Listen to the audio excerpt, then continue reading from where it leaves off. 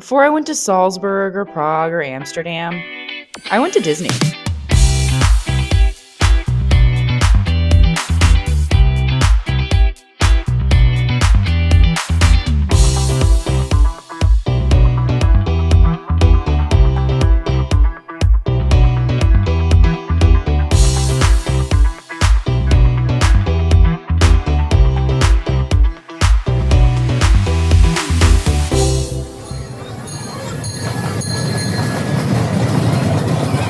I know when I tell people that I went to Disney without any kids, a certain phrase comes to mind. And I think that's a bit unfair. From the beginning, the parks were designed to be a place where families of all ages can enjoy themselves. If anything, the thing that's odd about my visits are that I like to go alone, so no one slows me down. I believe the Disney parks try hard to have something for everyone, but on the flip side, there's also going to be a lot of options that are not meant for you, and I think people get bogged down in that. For example, most character meet and greets are not for me. If you're into that, enjoy, but they make me feel weird. What is for me is the over-the-top theming, beer, and rides with height limits. Please note that I did not say food. I think some people get it in their head that visiting is like riding It's a Small World all day, and it's just not. Now, I know it might seem like I'm an expert on visiting Disney. This is my fourth castle, after all.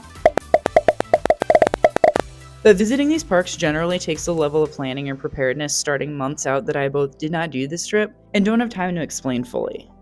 If you're visiting, you should watch some videos of folks who go all the time. There's a lot of little gotchas of things that need to be planned months out if you want a chance of doing them.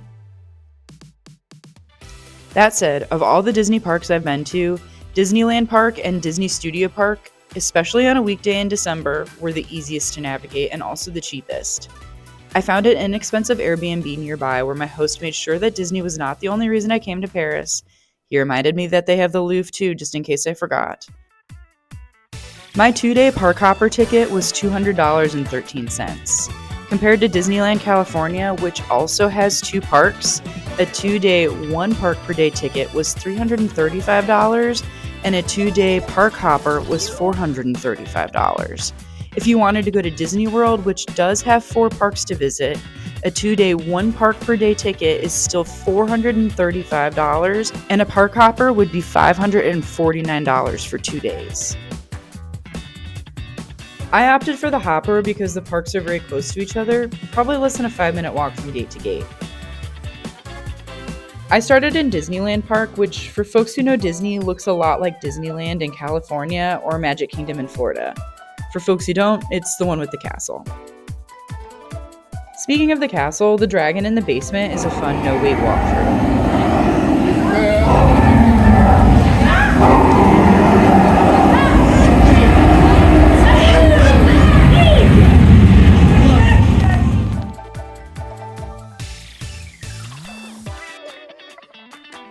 I had just been to Disneyland in California back in September, and to be fair, it was a race weekend, but compared to that, the crowds in Paris were nothing. I didn't buy a single lightning lane because I didn't feel like I needed it. And from there, it was time for some rides.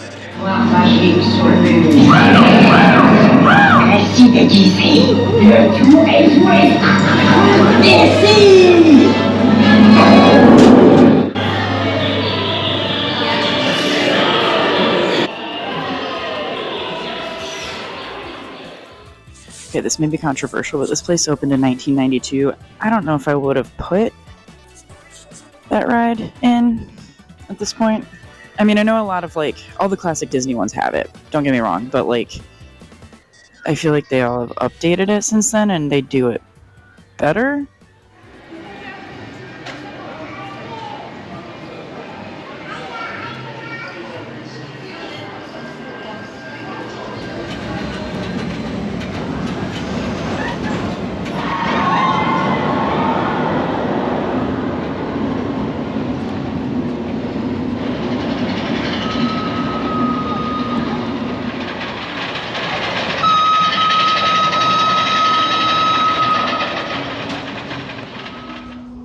Phantom Manor is the dune buggy style complement to our domestic haunted mansion, but with a much more frightening and cohesive storyline. A must-ride, in my opinion. Perhaps you sense a disquieting metamorphosis. Hélas, les choses ne sont pas toujours ce qu'elles paraissent. Tous les contes n'ont pas de fin heureuse. It appears everyone is doomed eventually. I really liked that the rides went back and forth between English and French. Oftentimes you'd only catch one side of a conversation, but you still got the gist of what was going on. On service call, your presence is wanted.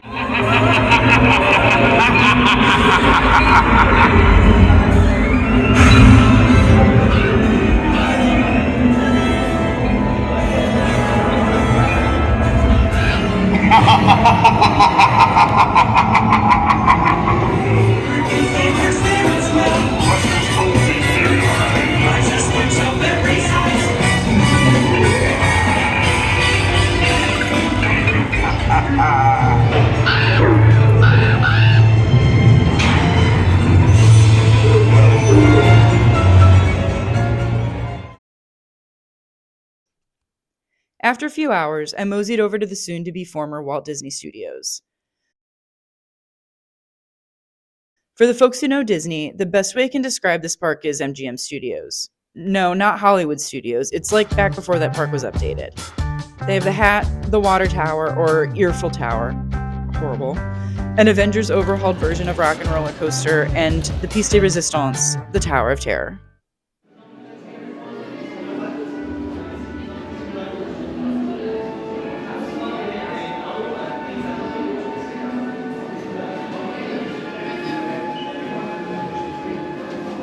This has always been my favorite Disney ride, and this version was so good it almost made up for all of this park's flaws.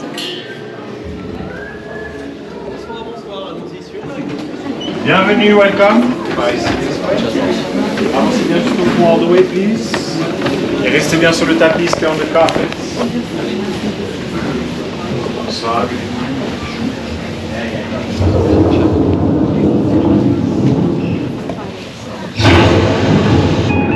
Vous ouvrez cette porte avec la clé de l'imagination, monsieur.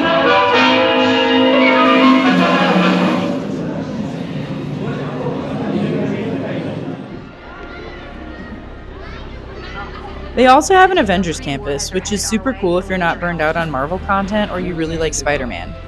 Personally, I felt my age after getting off Rock and Roller Coaster / Avengers Flight Force. It hurt my jet-lagged body. Kitchen, I could use a beer.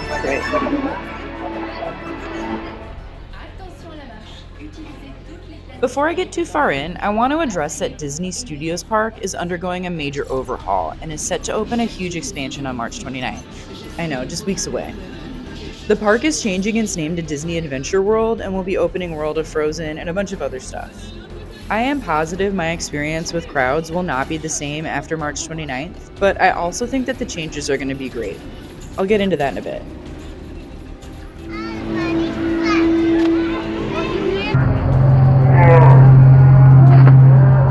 Yeah, I will not be going the distance tonight. It's cold. I'm going home. But we'll be back tomorrow. Bonjour. Day 2 at Disneyland Paris. Very excited. I'm walking to the bus station right now. Today I think I'm going to do things a little bit differently. With a little bit more of a plan going in and not just like do as much as possible and like what you see with short lines. The lines actually were not bad for most rides. Granted, it was a Tuesday in December. Today is Wednesday in December. It is a little chilly, but hopefully that keeps the lines low. But also, while we're on the way in, let's talk about the failure of Euro Disney. Or almost failure. I guess it's pretty mid now. I'm going to be honest. Like, a lot of people say that Walt Disney Studios is the worst Disney park. They're not wrong. It's not a bad park, and I actually really like a lot of the elements, but a lot of the things that made Disney good, I think, are lacking from that park. Like the transitions, things like that. Honestly, like the theming is really what makes the parks good. I don't even really like the IP. I like some of the old IP. Like, I respect it. I'm not going to go back and watch it. I'm here really for the theming, the rides, and the drinks. That's why I go to the parks. And I think Disney does it best. But just not at this park. I don't remember which way I'm supposed to go. Hold on. Okay, we're back on track. I figured it out. But yeah, Chessie, like, literally looks like Belle's hometown. Really cute. What's funny, my Airbnb is actually like steps away from the park physically, but it's like a 10-minute walk and another 10-minute bus ride to get there because I'm actually on like the farthest side from the entrance. But I can hear like people screaming on the rides. Okay, so Euro Disney almost failed, right? That's because, for one, they took into account none of the cultural norms. I think they were riding high after Disney and Tokyo opened because they were killing it there. They're like, people love this place. They're showing up. We obviously are so good at this. But in Europe, things are a little different, right? They like to have a beer with a meal. They like to smoke. Like, kids are kind of like approached differently, you know? It's more like the kids are here. We're not for the kids are here for us. I don't know. It's different. Like, the way that people, like, the culture's different. And none of that was really recognized when they built it.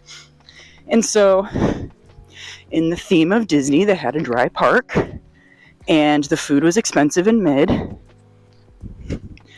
when the food everywhere else in Europe is like significantly better.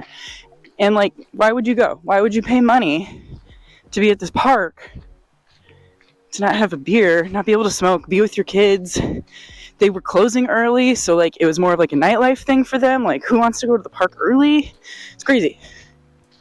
But they fixed a lot of things overall, I think, and that really helped. I do like the Disneyland Park. I think it's really good, and I also have a lot of hope for Walt Disney Studios. I think it's going to really improve after they open that new land and they rebrand. Much busier today.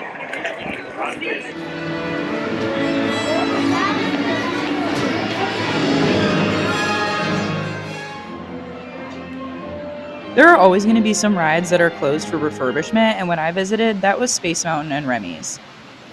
That's okay, I'll just have to come back after Disney Adventure World opens, right?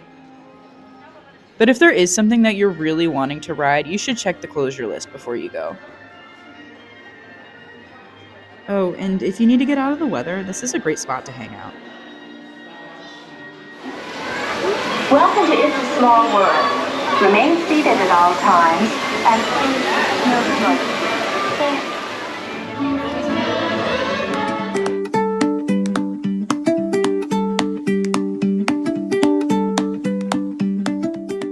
With my plan in hand, I started to fill in some rides that I hadn't gotten to the day before, like Small World and this little boat ride that goes through miniature scenes. This could be relaxing, especially in the summer, but being surrounded by water in December created some chilly conditions.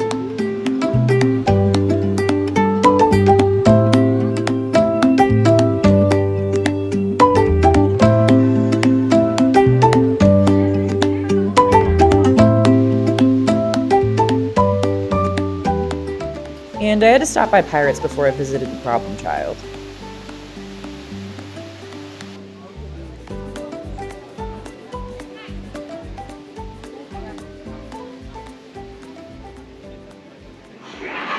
Et maintenant, tas de failles pourries. J'ai entendu 6. Qui offre 6? 6 bouteilles d'eau. Gardez votre homme, les gars. C'est de l'or que je veux. Qui dit mieux? I mean, it's a classic. Can you go wrong?